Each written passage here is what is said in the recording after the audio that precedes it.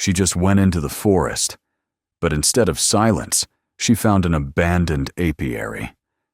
Dead bees, a strange sound, and what was inside the hives changed everything. Subscribe and write in the comments which city you are watching from. She had not planned this walk as an adventure. There was no sense of challenge in it, no intention to test herself or escape into something heroic.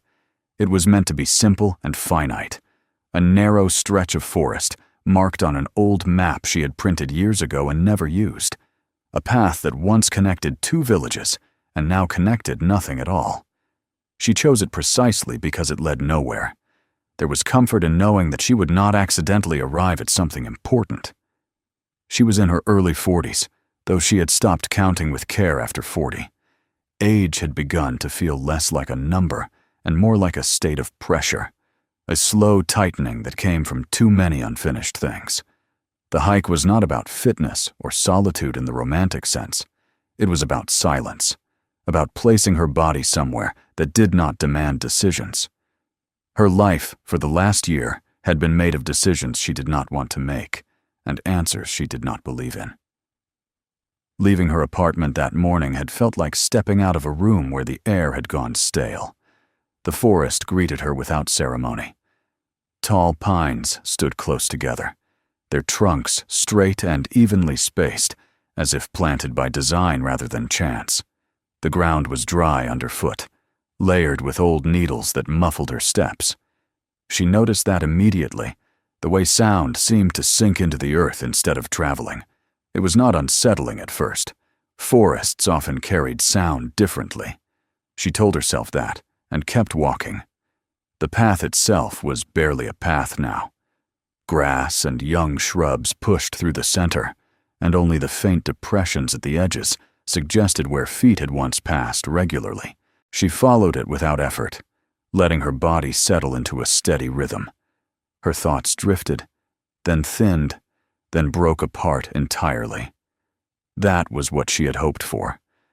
After some time, she became aware of what was missing. Birds, first of all. There had been a few at the edge of the forest, sparrows darting between branches, but deeper in, the air held no fluttering movement, no calls, no sudden bursts of sound. She stopped once and listened, standing very still, expecting the forest to resume its noise when she proved herself harmless. Nothing did. She continued, mildly uneasy now, but unwilling to turn back over something she could not name. The smell came next. It was faint at first, a sweetness that did not belong to flowers. It reminded her vaguely of heated sugar, or old honey left too long in the sun. Underneath it was something sharper, almost metallic, like warm coins held in a closed palm. She assumed it was a plant she did not recognize, or perhaps resin warming on the bark. Her head began to ache, not sharply, but with a dull pressure that seemed to press inward from the sides. She slowed, took a sip of water, and blamed dehydration. It would have been easier if the forest had looked hostile, if the trees had twisted into grotesque shapes, if the light had dimmed unnaturally. But everything looked ordinary. That was what made it difficult to trust her instincts. The clearing appeared without warning. One moment she was between trunks and shadow. The next, she stepped into open space. Sunlight fell freely here, illuminating a wide patch of ground, flattened and cleared with obvious intent. She stopped at the edge, her body responding before her mind could assemble a reason. Boxes stood in rows across the clearing, dozens of them. Wooden, weathered, raised slightly off the ground on low stands. Beehives. The recognition came easily, bringing with it a brief sense of relief. A human presence meant explanation. A beekeeper, perhaps eccentric but harmless, tending to his hives in a remote place. That relief did not last. The hives were arranged with a precision that felt wrong. They were spaced evenly, measured carefully, aligned along invisible lines. Some were painted in faded colors, blues and yellows worn pale by years of sun. Others were left bare, their wood gray and cracked. Each bore a number, stenciled once with care and now barely legible. She took a cautious step forward, then another. The ground around the hives was darkened, as if stained. At first she thought it was fallen leaves or clumps of soil. Then she saw the shapes. Bees lay everywhere. Hundreds, perhaps thousands of them, carpeting the earth in uneven layers. Some were intact, their bodies curled inward, wings folded close. Others were broken, crushed underfoot or by time. They were not all newly dead. Some had faded to dull husks. Others still held a trace of sheen. Death had come here repeatedly, in waves. She covered her mouth with her hand, not from smell, but from a sudden wave of nausea. She had never been afraid of bees. As a child, she had watched them in gardens, admired their quiet industry. Seeing them like this felt obscene, as though something fundamental had been violated. Movement drew her eye. Near the base of one hive, a cluster of bees crawled slowly across the wood. They did not take to the air. They trembled, their legs unsteady, wings shivering without lifting them. A low sound rose from the cluster, a vibration that traveled through the clearing and into her bones. It was not the lively buzz she remembered. It was deeper, steadier, almost mechanical. She stepped back instinctively, her boot crunching softly against the bodies beneath it. The sound seemed to change then, not growing louder, but altering in pitch. The vibration tightened, as if adjusting to her presence. She held still, heart racing, and tried to understand what she was seeing. Beekeeping accidents happened. Disease spread. Pesticides poisoned entire colonies. She searched her memory for explanations that did not require fear. Then she looked up. Above the nearest hive, something hung in the air. At first, her eyes refused to process it. The shape was wrong, resisting easy classification. It was roughly spherical, but uneven, bulging in places, compressed in others. It did not drift or sway like a swarm. It was fixed, anchored to nothing visible. She took a slow step closer, then stopped again, her breath catching in her throat. The surface of the mass was made of bees. Thousands of them, packed so tightly that individual bodies were difficult to distinguish. Between them, dark amber glistened, thick and viscous. Wax formed irregular ridges and seams, binding everything together into a single structure. It looked solid. Not alive in the way a swarm was alive, constantly shifting and reforming. This was dense, compact, almost architectural. As she watched, she thought she saw a faint contraction ripple across it, so subtle she could have imagined it. The low vibration from the ground seemed to pass through the mass as well, like a pulse. She forced herself to breathe. Her mind scrambled for language. A hive outside the hive, a growth, a formation. None of the words fit. She turned slowly, scanning the clearing, and realized with a sinking sensation that the first was not the only one. Above each hive hovered a similar mass. Some were larger, darker, more irregular. Others were smaller, smoother, their surfaces sealed almost completely in wax. Together they formed a grotesque mirror of the orderly rows below. Her headache intensified, spreading behind her eyes. The sweet metallic smell was stronger here, clinging to her throat. She felt a sudden, irrational certainty that the air itself was heavier near the formations, as if breathing required more effort. She should have left then. Every instinct told her to turn around and walk back the way she had come, to put distance between herself and whatever this place was. Instead, she stood frozen at the edge of the clearing, staring upward at the nearest mass, unable to look away. The forest beyond the clearing remained silent, as if holding its breath. She did not step into the clearing all at once. Her body resisted the idea, holding her at the edge, as if an invisible boundary had been drawn across the ground. The rational part of her mind insisted that there was nothing supernatural here, nothing that could not, in theory, be explained by biology, neglect, or some obscure agricultural experiment gone wrong.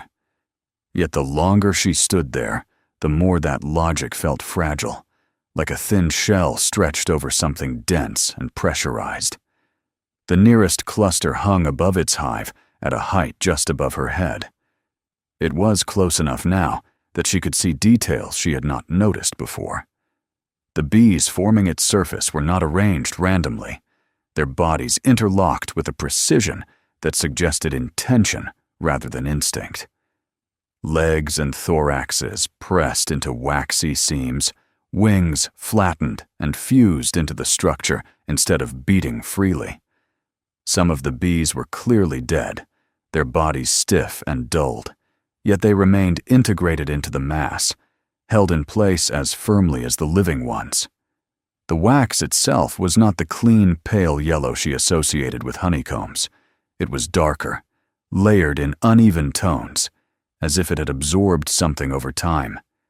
In places, it looked burned, almost blackened, while in others, it had the translucent depth of old amber. Thick strands of honey oozed slowly along the surface, then stopped, as if arrested mid-drip. Gravity seemed to apply here selectively, obeyed and ignored in equal measure. She took a cautious step forward. The sound beneath her boot was soft, but unmistakable, a faint crunch, followed by the sticky resistance of bodies pressed into soil. Her stomach lurched, and she lifted her foot quickly, as if apologizing to the ground. The vibration around her shifted again, subtle but perceptible, like a machine recalibrating itself in response to a new variable. Her ears began to ring. It was not painful, but it was persistent. A low internal hum that blended with the sound the bees were making. She realized then that the noise did not come from any single hive or cluster. It came from all of them at once, overlapping and aligning into a single tone. It reminded her of standing near high-voltage power lines, that sense of pressure without impact. She reached out a hand, stopping herself inches from the nearest cluster. Heat radiated from it, faint but unmistakable. Not the warmth of sunlit wood or living flesh, but something contained, like a sealed vessel holding energy just below the surface. She withdrew her hand quickly, wiping it against her jacket, as if she had touched something unclean. As she moved deeper into the clearing, her headache sharpened. The smell thickened, coating the inside of her mouth. She tasted metal and sugar at once, an unpleasant combination that made her swallow repeatedly. Her breathing grew shallow, though she was not consciously afraid of suffocation. It was as if her body recognized the air as foreign, something to be processed carefully rather than inhaled freely. She forced herself to examine the clusters more systematically, clinging to observation as a way to keep panic at bay. Each one differed slightly from the others. Some were smooth and almost polished, their surfaces sealed so completely in wax that the bees themselves were barely visible. Others were rough, uneven, with protrusions that looked almost like growths, as though the structure had expanded too quickly and torn itself open in places. She noticed that the hives beneath the smoother clusters were quieter. Fewer living bees crawled along their entrances, and more bodies lay scattered at their bases. The hives beneath the rougher clusters, by contrast, were more active. Bees moved in slow, deliberate patterns around them, touching the wax, adjusting small fragments, reinforcing weak points. They behaved less like insects and more like maintenance workers tending to fragile machinery. One hive, set slightly apart from the others, drew her attention. The ground around it was darker, stained with a thick, almost tar-like substance that seeped into the soil. The cluster above it was visibly damaged. A jagged crack split its lower half, exposing a dense interior that glistened wetly in the sunlight. From that opening came a sharper smell, acrid and cold, like ozone mixed with decay. She stepped closer, ignoring the growing pressure in her head. As she did, several bees dropped from the cluster, their bodies falling heavily to the ground. They did not buzz or struggle. They simply fell, hitting the earth with dull, final sounds. Others crawled frantically around the base of the hive, their movements erratic now, their vibration rising into a harsher register. The air around the cracked cluster felt different. She could not have said exactly how, but it seemed to press against her skin, making her acutely aware of every breath. Her throat tightened, and she coughed once, a dry, involuntary sound. The bee's vibration spiked in response, sharp enough now to make her flinch. She retreated a few steps, heart pounding, and leaned heavily against a tree at the edge of the clearing. Her legs felt weak, unreliable. Sweat gathered along her spine despite the cool shade. She closed her eyes for a moment, hoping the sensation would pass. When she opened them again, she became aware of movement beyond the hives. Not the erratic crawling of bees, but something slower, more deliberate. She straightened abruptly, scanning the tree line. The forest beyond the clearing looked unchanged, still and empty, but the sense of being observed crept over her skin. She told herself it was nothing, that her nerves were overreacting to an unfamiliar and unpleasant scene. Yet the feeling persisted, a quiet certainty that she was no longer alone in her awareness of the place. She pushed herself away from the tree and turned back toward the hives. The clusters remained suspended, indifferent to her distress. They did not react when she moved away, only when she approached too closely. That realization settled uneasily in her mind. These structures were not defensive in the way living creatures were. They were responsive, but only to proximity, as if her presence mattered only insofar as it threatened their integrity. Her thoughts circled back to a single unsettling conclusion. These clusters were not accidents. They were not the byproduct of neglect or disease. They were the result of a process, one that required time, repetition, and a tolerance for loss. Whatever their purpose was, the bees were being used to create them deliberately. She turned slowly, taking in the entire clearing one last time. The neat rows of hives, the layered corpses, the vibrating air, the suspended masses of wax, honey, and bodies. The forest around it all stood quiet and watchful, as if this clearing were a wound it refused to acknowledge. A faint sound reached her ears then, distinct from the vibration of the bees. A soft, rhythmic disturbance, like footsteps, pressing carefully into dry needles. It came from deeper in the woods, beyond the far edge of the clearing. Her muscles tensed. The sensation of being watched sharpened into certainty. Someone else was here. The sound came again, closer now, no longer ambiguous enough to be dismissed as imagination. It was the careful sound of someone who knew the ground beneath his feet, who placed each step with intention rather than haste. She turned slowly, afraid that a sudden movement might provoke a reaction she did not understand. The clearing seemed to contract around her, the rows of hives closing in visually, as if her field of vision had narrowed without her consent. She did not call out. The forest had already taught her that noise did not behave normally here, and she did not trust her voice to return to her unchanged. Instead, she stood still and listened.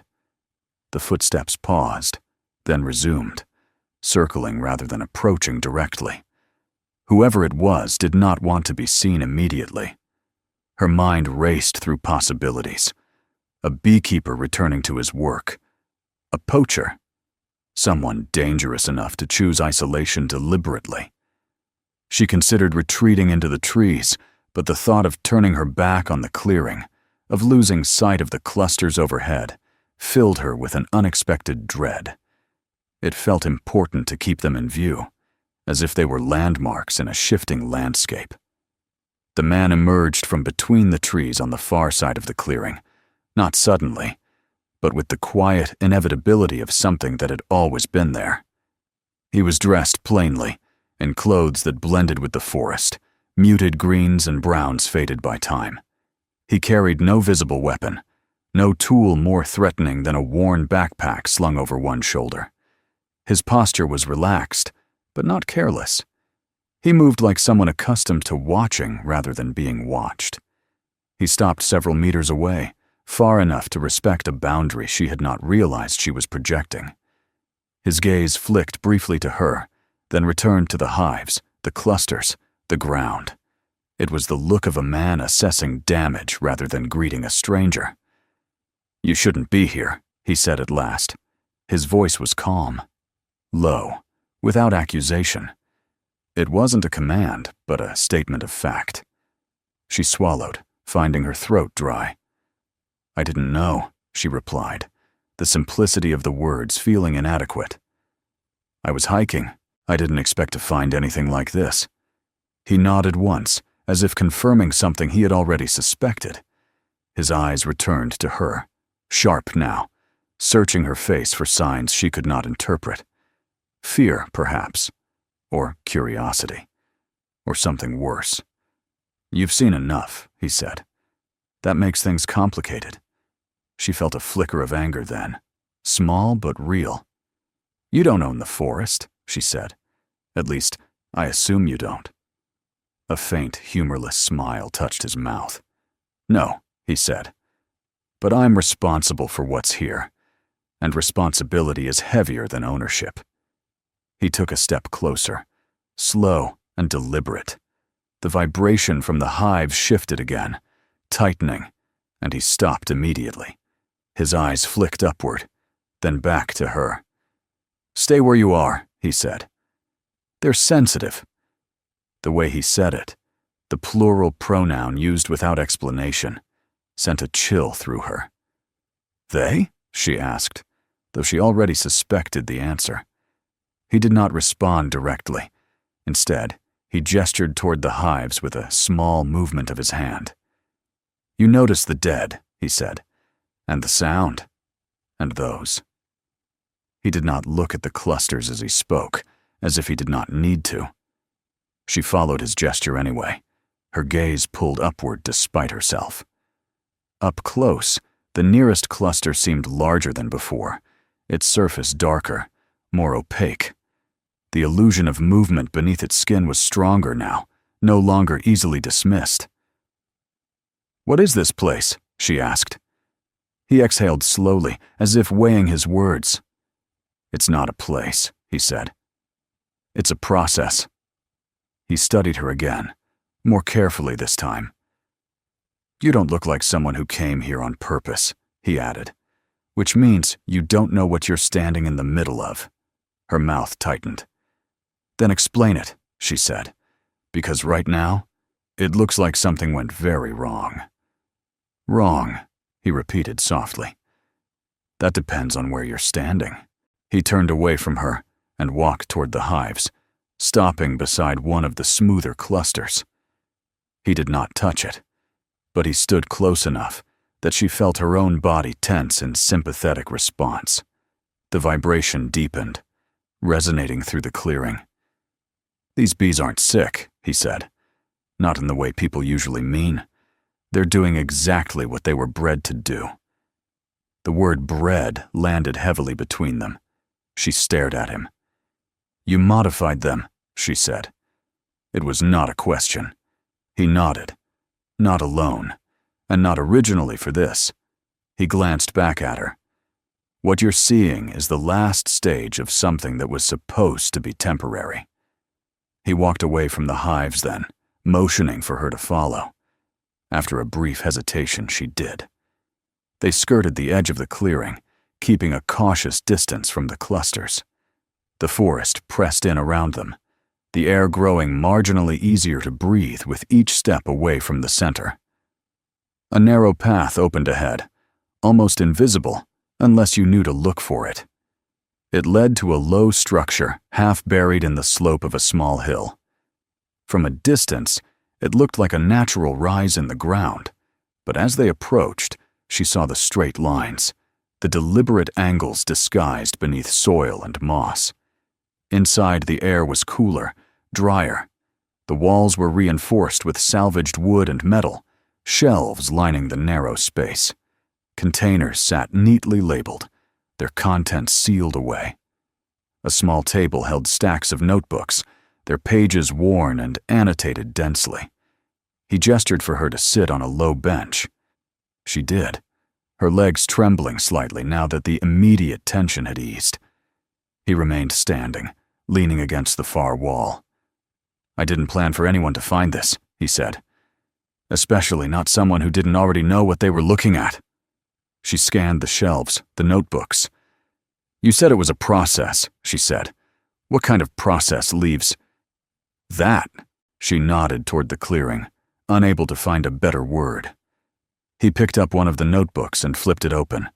The pages were filled with diagrams, measurements, numbers. Some entries were crossed out, others circled repeatedly. "Containment," he said. "Stabilization. Neutralization." She frowned. "Of what?" "Things we buried without understanding," he replied. "Things we spilled, burned, abandoned, industrial waste, biological remnants, old research sites no one wanted to acknowledge anymore." Her stomach tightened. "And the bees?" "They can bind it," he said simply. "They process what nothing else can, break it down, lock it into structures that don't move. The clusters are containers, living ones at first, then sealed." She thought of the cracked cluster, the bees falling, the change in the air. "And when a container fails?" she asked. His jaw tightened. "Then you see why this can't be handled carelessly." She absorbed that in silence. The implication spread outward in her mind, touching things she did not want to consider. "You said this wasn't meant to be permanent," she said at last. "No," he agreed. "It was supposed to be monitored, controlled, removed once the binding was complete." She looked at him. "And it wasn't." "No," he said again. "It was shut down, declared too unstable, too costly, too dangerous to explain to anyone who hadn't signed the right documents." "And you?" she asked. "I didn't agree with the shutdown protocol," he said. "They wanted to destroy everything in place, burn it, flood it, neutralize it with force." She shook her head slowly. "That would release whatever the bees have trapped." "Yes," he said, "on a scale that would make this forest uninhabitable for generations." The silence that followed was heavy, filled only by the faint vibration that still reached them even here, muted but persistent. She realized then that the sound was not coming from the hives alone. It was coming from the ground, the trees, the air itself, as if the entire area had been tuned to the same frequency. "They're looking for you," she said quietly. He met her gaze. "Yes," he said. "And now they know someone else has been here." A flicker of something like regret crossed his face. "I didn't want to involve you," he said. "But you walked into it. And once you see the clusters, you can't unsee them." She thought of the clearing, the careful rows, the suspended masses of wax and bodies. She thought of how the forest had gone silent around it, as if in deference or fear. "What happens to me?" she asked. He did not answer immediately. Instead, he closed the notebook and set it aside. "That," he said finally, "depends on what you decide to do with what you know." Outside, the vibration shifted again, subtly but unmistakably, as if responding to something approaching from far beyond the trees. The vibration followed them even inside the shelter, a low, patient presence that never fully receded. It seemed to settle into the bones rather than the ears, a pressure that made silence feel artificial, as though something essential had been removed from it.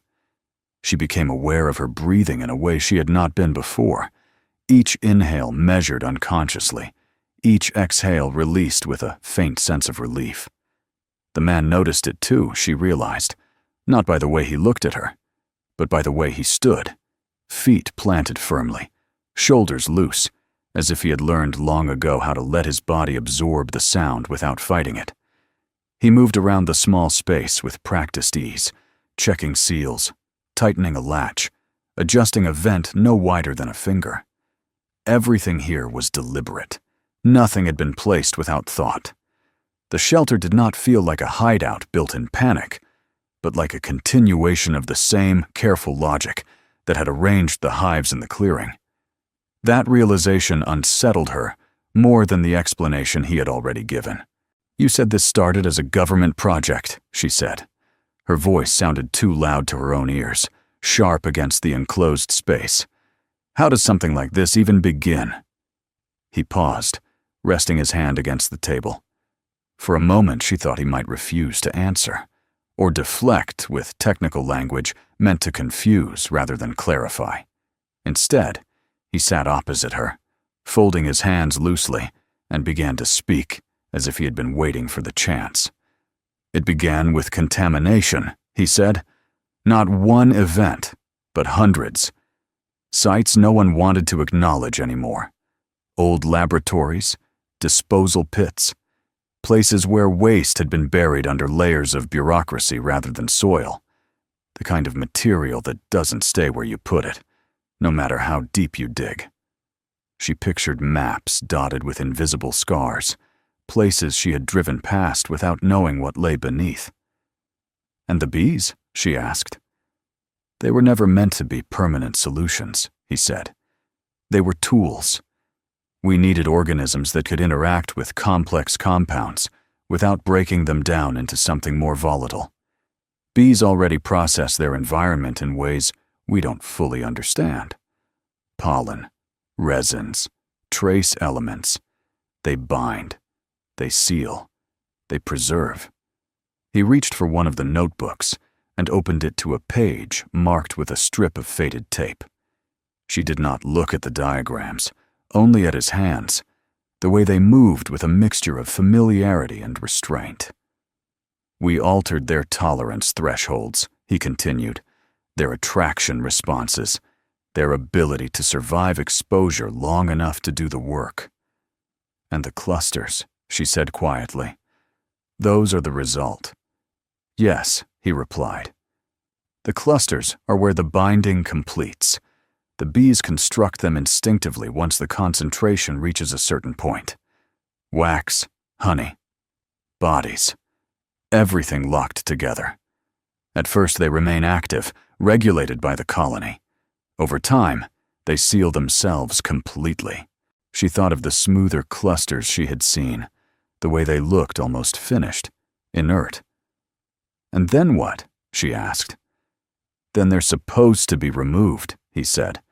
"Transported to controlled facilities, broken down safely, or stored indefinitely if necessary." "But that didn't happen," she said.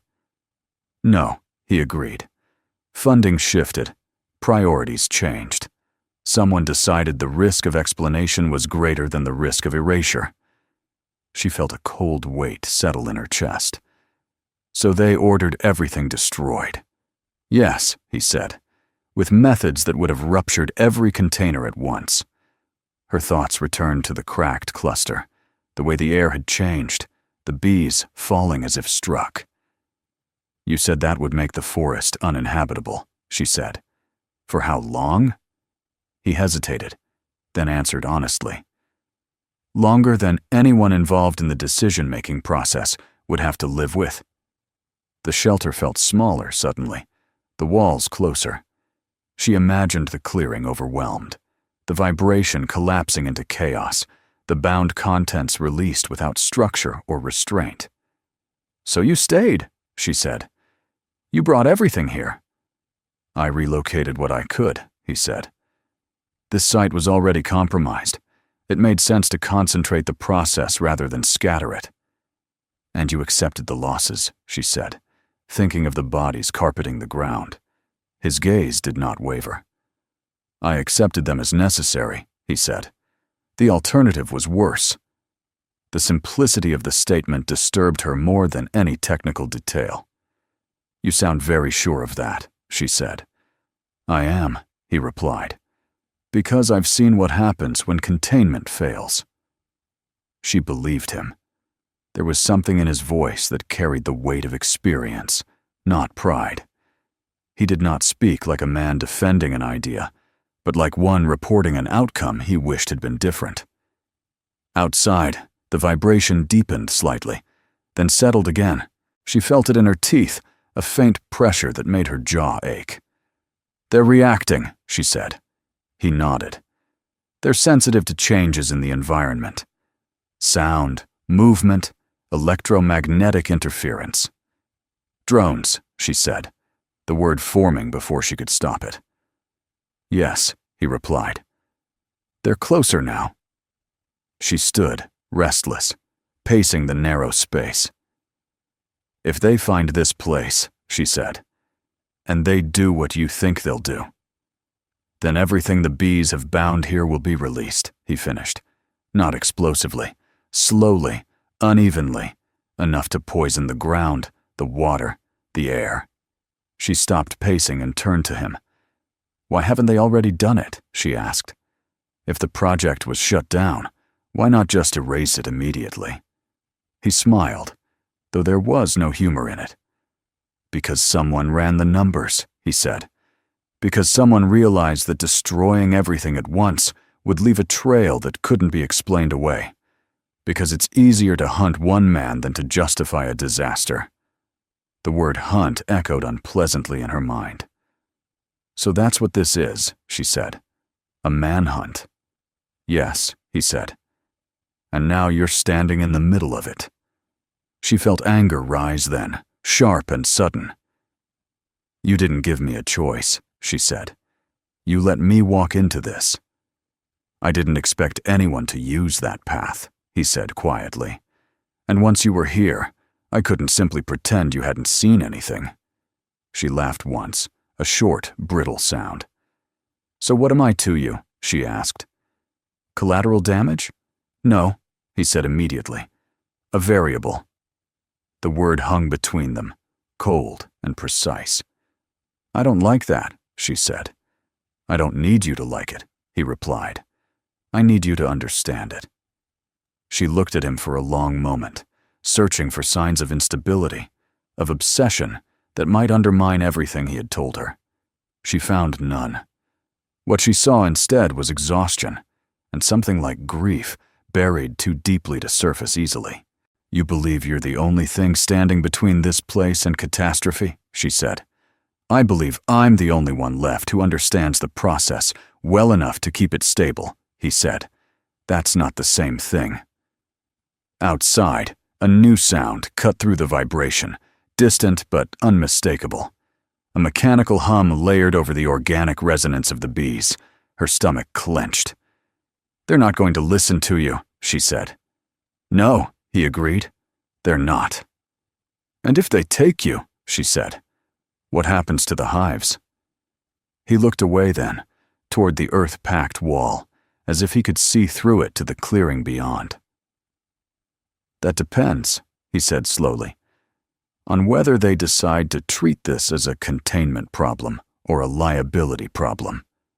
The distinction chilled her. "And which one is more likely?" He did not answer immediately. When he did, his voice was lower. "Liability," he said. The vibration shifted again, sharper this time, and she felt it in her chest like a warning.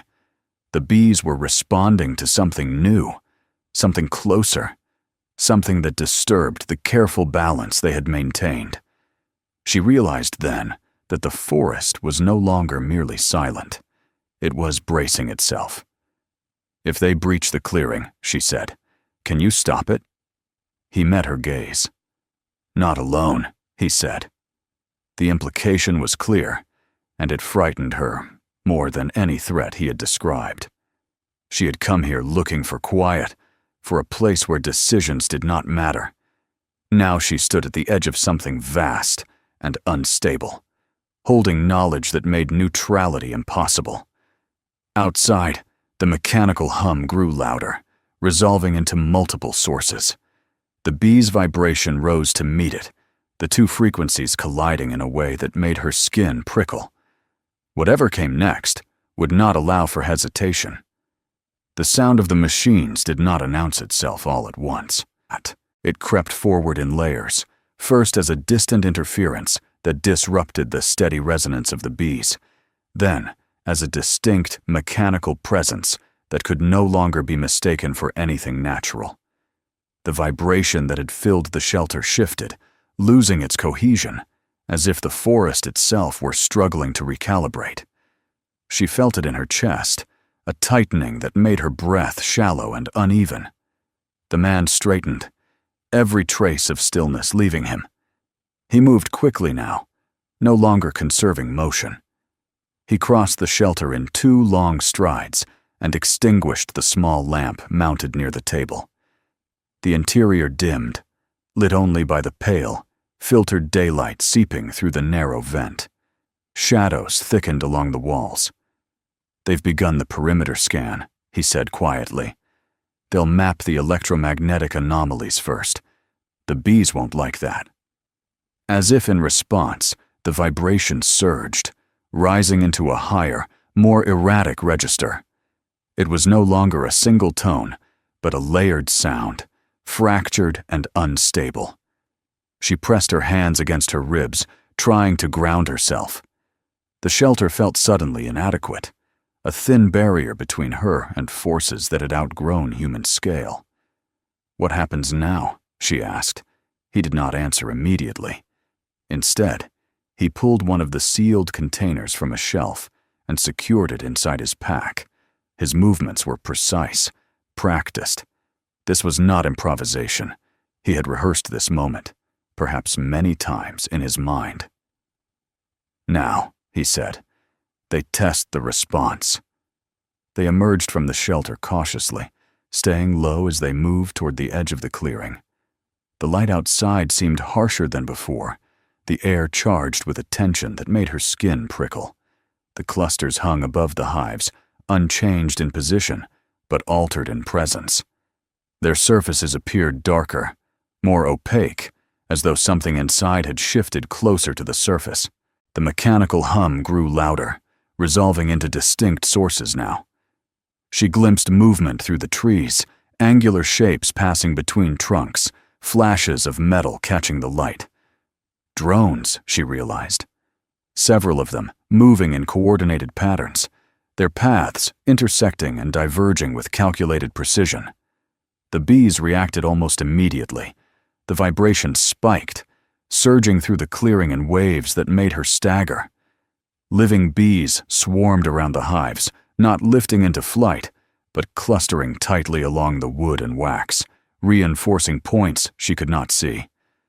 The air thickened, carrying the sharp, metallic sweetness she had begun to associate with instability. "They're probing," the man said, "measuring thresholds." One of the drones dipped lower, its sensors sweeping across the nearest hive. A high-pitched whine cut through the air, thin and insistent. The vibration from the bees fractured further, breaking into discordant frequencies that set her teeth on edge. Then it happened. A sharp crack echoed across the clearing, loud enough to make her flinch. She turned in time to see a fissure split the underside of one of the clusters, wider and more violent than the damaged one she had noticed earlier.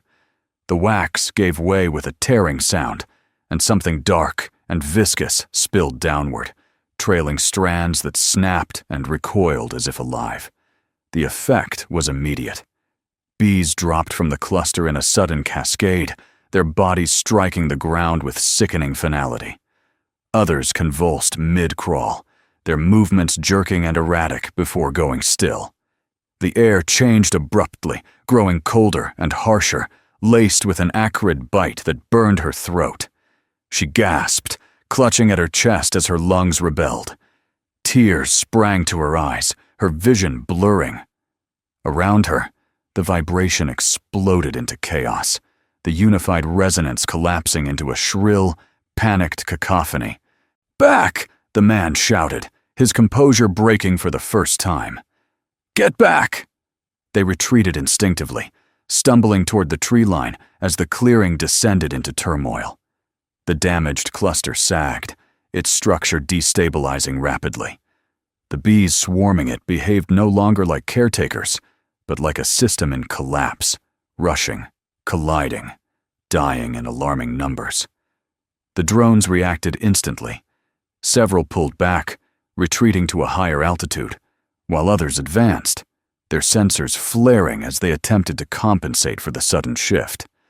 A voice crackled faintly from somewhere beyond the trees, amplified and distorted, issuing commands she could not fully make out. "This is exactly what I warned them about," the man said hoarsely. "They're forcing it." Another cluster began to pulse visibly, its surface swelling and contracting in uneven rhythms. Hairline fractures appeared along its lower edge, wax darkening as stress lines spread. The vibration reached a pitch that made her vision shimmer. "We can't stay here," she shouted, her voice barely audible over the noise. "They're going to tear everything open." He nodded, his expression grim. "That's why I have to leave." The words hit her with unexpected force. "Leave," she repeated. "You're the only one who knows how to stabilize this." "And that's exactly why they want me contained," he said. "If they take me alive, they'll extract what they can. If they don't, they'll proceed without understanding." Another crack split the air, followed by a wave of heat that washed over them. She cried out, her legs buckling as the ground seemed to tilt beneath her feet. The man caught her arm, steadying her. "You have to listen to me," he said urgently. "I can draw them away. They're tracking me, not the sight. If I move, they'll follow." "And then what?" she demanded. "They'll still destroy this place." "Not immediately," he said. "They'll secure it first, cordon it off. That buys time." "For what?" she asked. "For you to decide what to do with what you've learned," he said. She stared at him, incredulous. "You're putting this on me? I didn't choose you," he said, "but you're here, and you're not invisible to them anymore. They'll trace you eventually, your movements, your communications." The implication settled heavily over her. There was no clean escape from this, no version in which she walked away untouched. He reached into his pack and pressed a small data device into her hand. It was warm, as if it had been against his body for a long time. "Everything I have is on this," he said. "Coordinates, process logs, failure thresholds. Not the raw data they'd want, but enough to understand what not to do." She closed her fingers around it reflexively. "Why not destroy it?" she asked. "Because ignorance is what put us here," he replied. "And because someone needs to know the difference between control and restraint." Another surge rippled through the clearing. One of the smoother clusters shuddered, its surface dimpling as if something inside were pushing outward. The bees around it fell in alarming numbers, their bodies piling at the base of the hive. "They're losing coherence," he said, his voice tight. "If another one fails, the cascade will accelerate." She looked from the clearing to the trees, to the distant shapes of the drones maneuvering for position. "If you leave," she said slowly, "you might not survive." He met her gaze without flinching. "I've known that since the shutdown order," he said. The forest trembled around them, the vibration no longer contained, but bleeding outward, spreading through roots and soil. The silence that had once surrounded the clearing was gone, replaced by a fractured soundscape that felt on the verge of tearing itself apart. "You should go," he said. "Follow the stream east.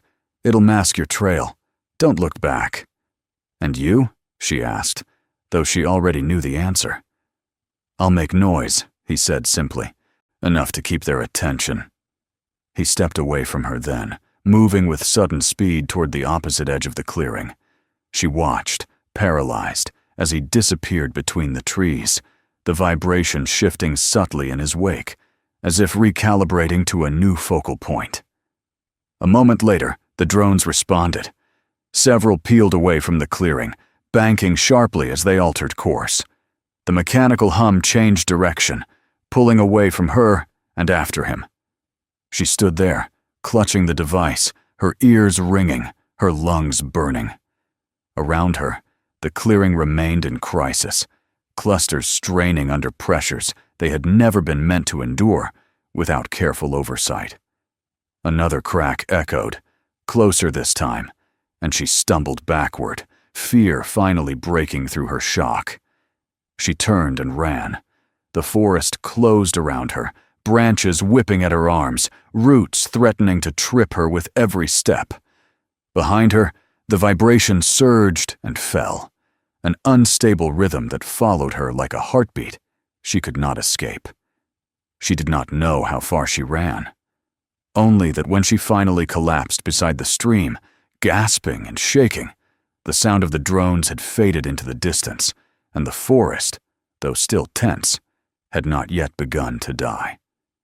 In the silence that followed, one thought repeated itself relentlessly in her mind. Control had arrived, and it had already failed. She did not remember leaving the stream, only the moment when the shaking in her hands slowed enough for her to stand without falling. Water clung to her clothes, darkening the fabric and weighing it down. But she welcomed the cold. It anchored her in her body, in the immediate and undeniable fact of survival. The forest around her had changed. It no longer felt indifferent. It felt alert, as though every trunk and root were listening for something that had not yet arrived. She moved carefully now, no longer running, no longer driven by blind fear. Each step was placed with deliberate caution, guided by an instinct she did not recognize as her own. She avoided open ground, stayed beneath the thickest canopy, let the stream mask the sound of her passage for as long as it ran alongside her.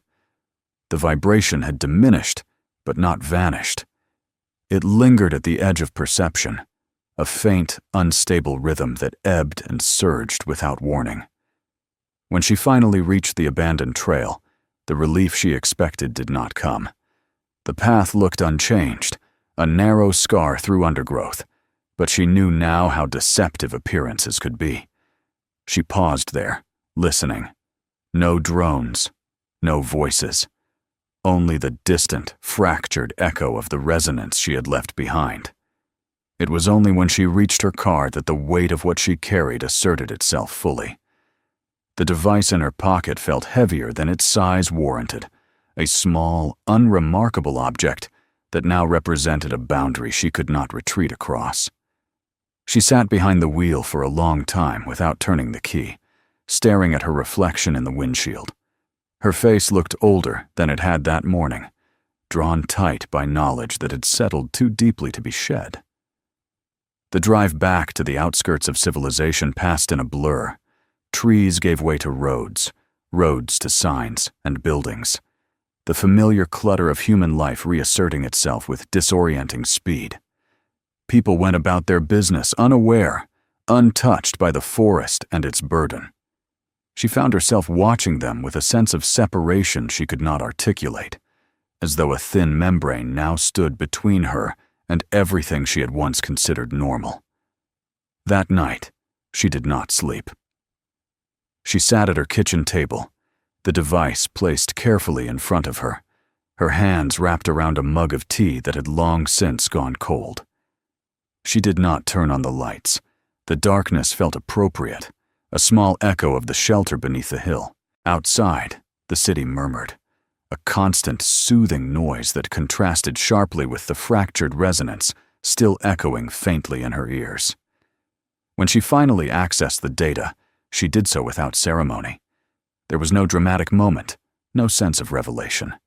The files opened cleanly, methodically, revealing logs, coordinates, summaries written in precise, restrained language. She read slowly, forcing herself not to skim, not to look away when the implications grew uncomfortable. The process unfolded exactly as he had described it, its logic impeccable, its risks meticulously quantified, and repeatedly underestimated. She saw the thresholds where containment held and the points at which it failed. She saw the margins where decision-makers had chosen efficiency over caution, simplicity over complexity. She saw, too, the places where the man had intervened, altering parameters, reinforcing systems that would otherwise have collapsed long before she ever set foot in the forest. By dawn, she understood enough to be afraid in a different way. Not of the bees or the clusters, or even the contamination they held, but of the mechanisms that governed responses to them. Control, she realized, was not about understanding. It was about visibility. What could be seen could be managed. What could not was deemed unacceptable. News began to surface later that day, cautiously worded reports of a restricted area established deep in a forest reserve, of environmental surveys and safety protocols enacted out of an abundance of caution. There were no mentions of bees, no references to containment failure or unauthorized research. A man was listed as missing, presumed to have fled jurisdiction. The language was familiar, carefully shaped to reassure rather than inform. She watched the coverage with a growing sense of unreality. The clearing she had seen, the clusters straining under pressure, the ground carpeted with bodies. None of it existed in the official narrative. It had been reduced to a logistical problem, an inconvenience to be managed and then forgotten. Days passed. She returned to work, to routines that felt both comforting and inadequate.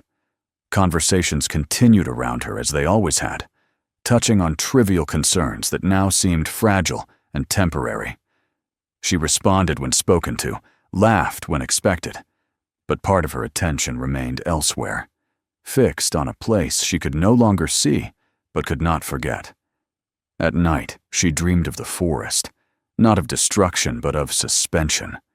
The clusters hung motionless above their hives, sealed and dark, the bees moving with slow, deliberate purpose. In the dreams, the vibration was steady again, no longer fractured, a controlled resonance that held everything in place. She knew then that she would not go to the authorities with what she had learned, not directly. Not yet. The data in her possession was too easily misunderstood, too vulnerable to the same impulses that had nearly destroyed the forest in the first place. At the same time, she could not destroy it. To do so would be to accept ignorance as safety, and she could no longer afford that illusion. Instead, she began to make careful choices. She altered copies of the files, removing coordinates, obscuring specific thresholds, leaving only the logic of restraint intact. She stored the originals in places that would not be easily accessed, even by herself, distributing fragments of knowledge rather than its entirety. It wasn't a solution. It was a delay. But delays, she had learned, could be the difference between collapse and containment. Weeks later, she returned to the forest's edge, stopping well short of the restricted zone, marked now by unobtrusive signs and quiet surveillance. She did not attempt to cross the boundary. She did not need to. Standing there, she felt the faint echo of the resonance again, subdued but present, like a pulse beneath the surface of the land. The forest remained standing. The air beyond the boundary showed no visible signs of corruption. Official reports declared the situation stable, ongoing monitoring sufficient. Life continued. She turned away eventually, knowing she would not truly leave the place behind. Some part of her remained bound to it, held in suspension just as the forest was, carrying a burden that could not be released without consequence. As she walked back toward the road, the thought returned to her with quiet insistence, stripped of fear and drama. The forest was not alive in the way people meant when they spoke of wilderness. It was alive because it was being held. And as long as it was held, the danger remained contained, waiting patiently for the moment when control would once again mistake force for understanding. If this story stayed with you, subscribe to the channel to see what comes next. Watch our other videos for more stories like this, and share this one if you think it deserves to be heard.